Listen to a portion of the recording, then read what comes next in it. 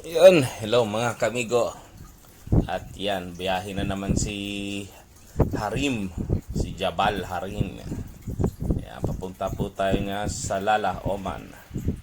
Yan, loading tayo dyan ng gypsum. Yan, dyan sa Salala, Oman. Inabot lang tayo dyan ng mga 5 days ata yung loading namin dyan eh. Kasi gamit ang crane ng barko tsaka yung grab ng barko. Yan. At syempre, yan. Nakalabas din ng mga tropa. Yun oh, tuwan-tuwa yung partner oh. Partner ko yan. Yan. Yan, bili-bili lang na sa supermarket. Yun, ito na. Biyahe ulit after ng loading. Yun, habang nasa biyahe, decap kami ng generator. Kumbaga ano yan, overhauling. Overhaul kami ng generator. Yan, tulong-tulong po lahat dyan sa lahat ng mga gawain. Yan, pati si Kadete tulong. Yan, sa segundo, busy sa segundo. Yan, itatanggal ng tornilyo yan sa piston kasi bubunutin na siya.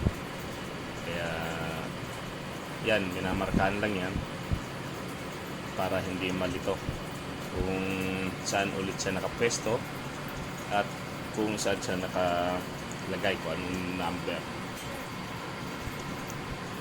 Yan, yung mga ginagawa dyan. Siyempre, yun lang, taga chain block lang ho kami dyan. Ano-ano lang. Yun, pasilip-silip pa oh.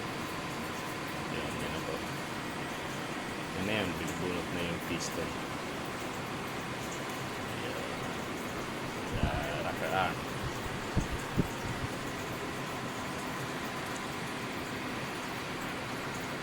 Yan.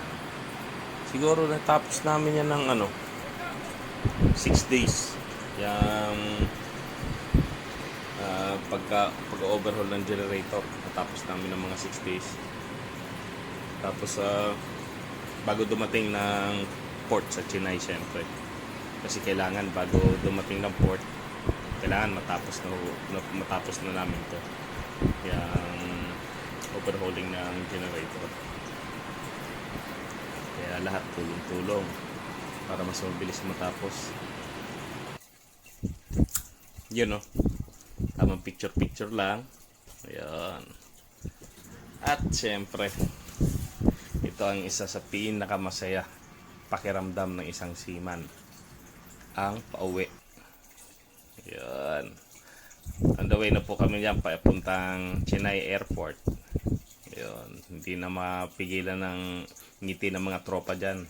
Kami, syempre, after 9 months mahigit, makakauwi ka ulit sa Pilipinas, makakasama mo ulit pamilya mo. Kaya yung tuwa at saya talaga na hindi mo malaman. Yun, yan, papunta na po kami niya sa Pilipinas. Yang